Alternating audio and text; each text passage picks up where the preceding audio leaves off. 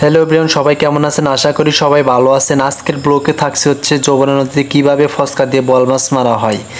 তো দেখুন বন্ধুরা, আজকে আমি সকালে ঘুম থেকে উঠে দেখি যে আমার বাড়ির পাশে হচ্ছে দুইটা লোক ফসকা দিয়ে বল মাছ মারছে। তো ওনারা হচ্ছে পানা দিয়ে নদীর ধারে একটা নালে আটকানো হয়েছে। তো এই বানার ভিতরে হচ্ছে দুইটা বল মাছ আটকাইছে।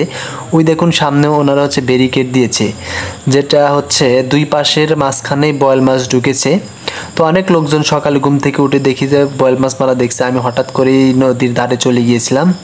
তো দেখেন এই নালার ভিতরে দুইটা বয়েল মাছ আছে। একটা বয়েল মিনিমাম হবে 20 থেকে 25 কেজি, আর একটা নয় 10 কেজি এরকম হবে।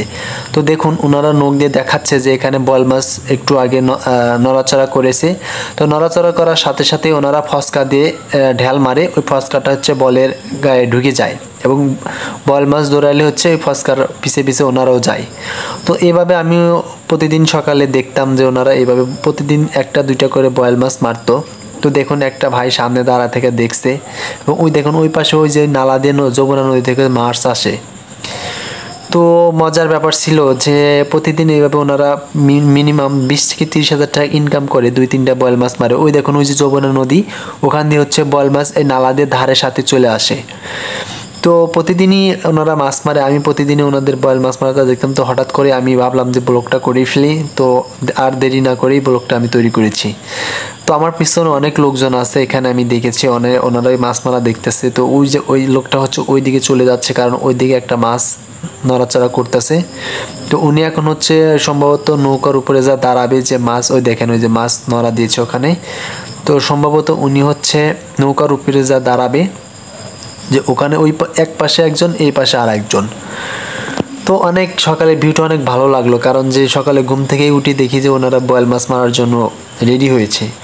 তো একটু পর সম্ভবত মনে হয় ওনারা বয়েল মাছ মারবে। তো মাছটা হচ্ছে দৌড়াইতেছে এদিকে ওইদিকে, কারণ মাছটা অনেক ভয় পাইছে, কারণ ওই মাছের উপর অনেকবার আক্রমণ করা হয়েছে। সুতরাং ওনারা পজিশন নিয়ে ওনাদের জায়গায় দাঁড়িয়ে আছে। দেখুন ফসকা নিয়ে দাঁড়িয়ে আছে কীভাবে, যে বল নড়াচড়া করলেই ওনারা ফসকা দিয়ে মেরে দিবে। তো দেখেন মানুষের কত বুদ্ধি, কারণ আমাদের বাংলাদেশের মানুষের অনেক বুদ্ধি, এটা সবাই জানে। তো দেখুন এখন ফসকা দিয়ে মনে হয় আক্রমণ করবে। এই দেখুন বয়েল মাছটা মনে হয় আটকিছে কিনা জানি না।